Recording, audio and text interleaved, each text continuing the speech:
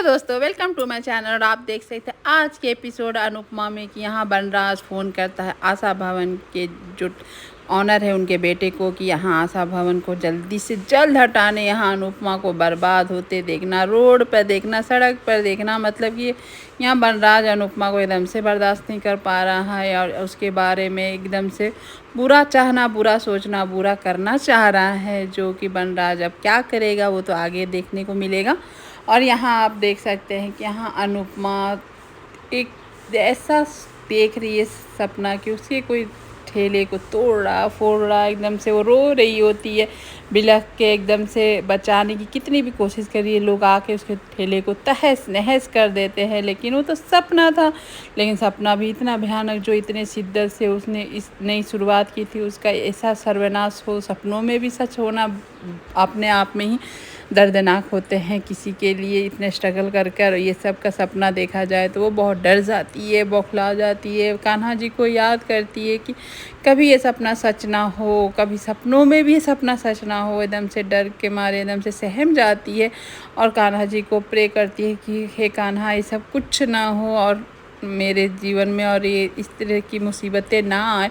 और यहाँ पर तोसू जिससे पैसे लिया है कि डबल कर दूंगा, इस तरह से अपने ही बाप को अपना फंसा रहा होता कि मेरे बाप से ले लेना, मैं नहीं दे पाऊंगा। तो इस तरह से बातें ही करते जाते तो वहाँ किंजल आ जाती है और उसके किंजल तो एकदम तोसू के रग रग से वाकिफ़ है। वो समझ जाती है कि तुम पापा के खिलाफ कुछ षड्यंत्र रच रहे हो, अगर रच रहे हो तो बता दो, नहीं तो मैं ही जाकर बता दूंगी पापा, तो उसके बाद पापा ही तुमसे निकलवा लेंगे।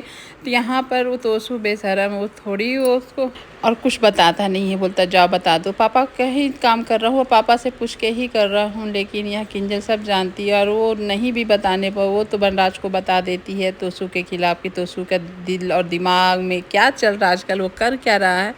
और यहाँ पर अनुपमा सुबह सुबह उठती है, वो भयानक सपना तो उससे उभर नहीं पाता और वो देखती है ठेले पास इतने साफ सुथरा, ये सब क्या हो रहा है। वो अचानक से तो एकदम से ये हो जाती है कि आखिर कौन है वहाँ पर। तो पता चलता है वहाँ अनुज सुबह उठकर ठेले की साफ़ सफाई करके, पूजा पाठ करके, सब सामान को अस्थिर मतलब सजा धजा के रख देता है। और ये देख कर अनुपमा खुश हो जाती है कि बीते दिनों में भी अनुज कैसे कर रहा था, मतलब कि उसको देखना तक नहीं चाहता था, अनुपमा से दूर रहना चाहता था, अनुपमा के चलते उसके जीवन में दुख आया ये सोचता था। लेकिन आज के दिन धीरे धीरे अनुज फिर से अनुपमा के करीब आने लगा है और ये तो होना ही था कि अनुज कितना भी दूर जाए अनुपमा के पास आ ही जाता है। यहाँ अनुपमा उसके थोड़े से कट जाने पर अनुपमा आती है, अनुज को डांटती है कि क्यों कर रहे हैं, मैं कर लेती थी। यहाँ अनुज बोलता है तुम कर लेती, लेकिन मैं हेल्प करना चाहता हूँ।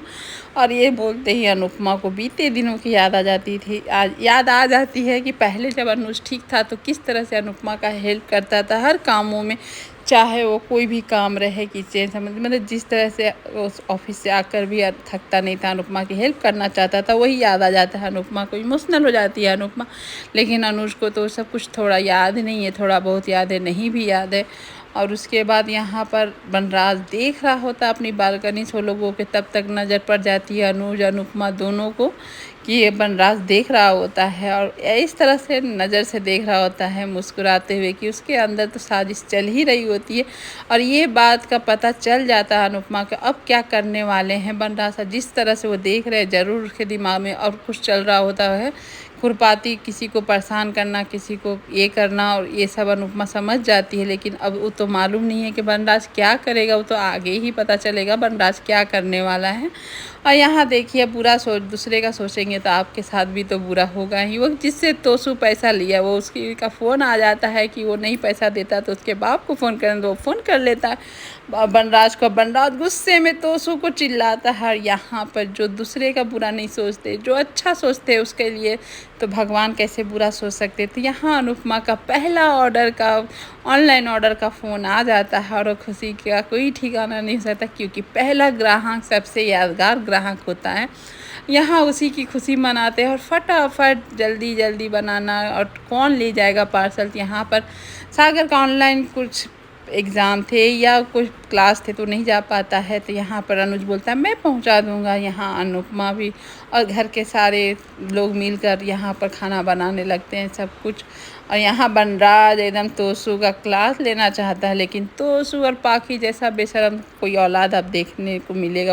अभी तो कलयुग है, सब मिल जाएगा, लेकिन देखिए कैसे मन चिड़चिड़ा जाता है जब बोलता है कि इसमें मेरा भी हक है ना, अपने शाह हाउस में, तो उसमें से आप दे दीजिए। सुनकर बनराज एकदम से बौखला जाता है और बताता है कि किंजल मुझे रात में बताई थी, लेकिन मुझे नहीं मालूम था तुम इतना गिर जाओगे। किंजल को जो लुक देता है बनराज बताओ, उसको इस तरह से मत देखो, मेरे से बात करो, तुम क्यों इस तरह से। यहाँ पर बाप बोलती क्या हुआ, क्या मुझे भी बताओ। यहाँ पर बनराज बताया कि आपके पारितोष जो पोते हैं, सुपुत्र हैं, वो उसने ले दूसरे से पैसे ले लिए, डबल करके दूंगा, और आज बोलते नहीं दे पाऊंगा तब मेरे बाप से ले लेना।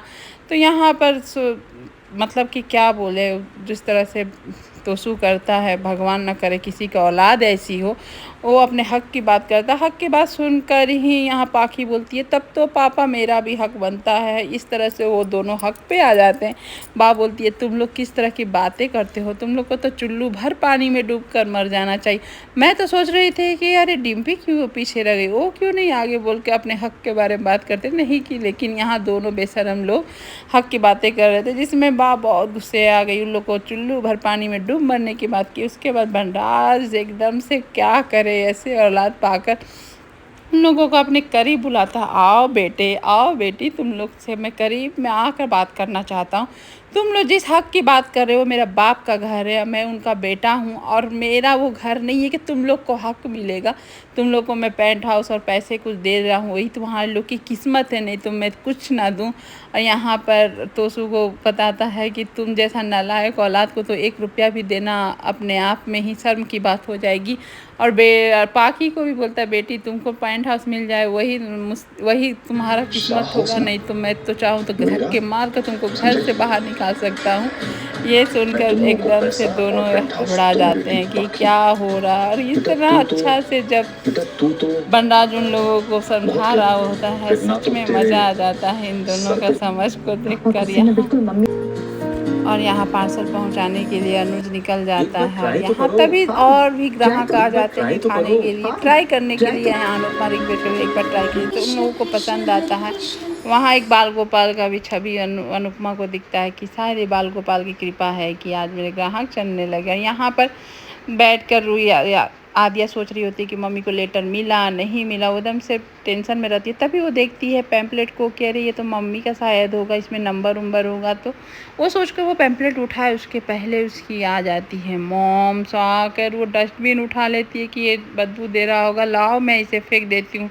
और वो उठा नहीं पाती है, वो लेकर चली जाती है डस्टबिन को। और यहाँ पर आदिया तो घबरा जाती है कि एक जरिया था मम्मी से कांटेक्ट करने का, वो भी जा रहा, और वो क्या करे नहीं करे एकदम से वो सोचने लगती है। तभी वो एक वास तोड़ देती है। अचानक से मेघना देखती है तो एकदम से अब वो ऐसे लुक देती है कि यहाँ आदिया भी घबरा जाती है, लेकिन वो आके पूछती है कि तुम ठीक हो ना, मुझे तुम्हारी चिंता है, दो मैं इसे साफ़ कर देता हूँ। वो डस्टबिन को रख कर जैसे ही साफ़ करती है, आदिया को मौका मिलते ही वो पैम्पलेट उठाकर अपने पॉकेट में रख लेती है। उसके बाद वो पैम्पलेट को रख लेती है अपने पास।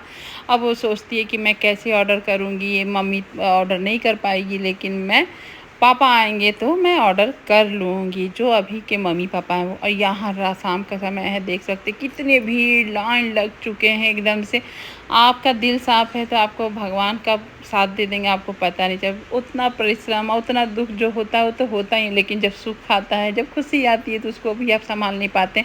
यहाँ मीनू अपने दोस्तों के साथ आई होती है और अपनी मामी के बारे में बताती है कि मामी का स्टॉल है, बहुत अच्छा खाना बनाती है, तुम लोग एक बार ट्राई करो।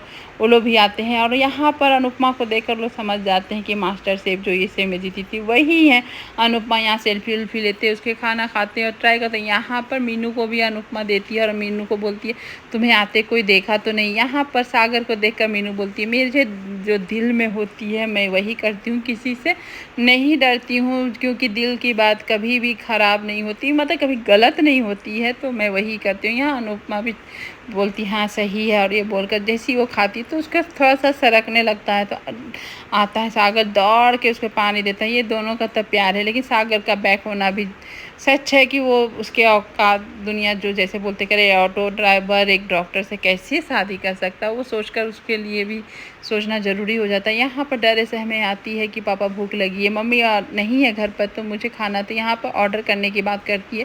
तो यहाँ पर उसके पापा बोलते हैं कि हाँ लो फ़ोन ऑर्डर कर लो, तुम्हें जो खाना है ऑर्डर कर सकती हो। तो उसको मौका मिल जाता है आद्या को कि जल्दी से मम्मी को वो कांटेक्ट करे, और मम्मी को वो फ़ोन करती है, कांटेक्ट करती है, लेकिन कांटेक्ट तो करती है लेकिन यहाँ अनुपमा फ़ोन नहीं उठाती है। अनुपमा बिज़ी भी रहती है, साथ में वो फ़ोन को समझती है कि कोई ऑर्डर वाले होंगे और मैं क्यों उठाऊं, क्योंकि खाली हो गए हैं सब कुछ नहीं बचे खाने को लेकर, तो ऑर्डर ना ले पाऊँगी, इससे बढ़िया फ़ोन ही ना उठाऊं। लेकिन यहाँ आद्या ट्राई कर रही होती है कि मम्मी को फ़ोन उठा ले, लेकिन नहीं उठा पाती है। ये ऐसा सिचुएशन हो जाता है कि मिलकर भी ना मिला दोनों। और आगे का एपिसोड देख आद्या कैसे मिल पाती है अपनी मम्मी और पापा यानी अनुपमा और उससे। आपको यह वीडियो कैसा लगा बताइएगा जरूर। Thank you for watching video and bye bye.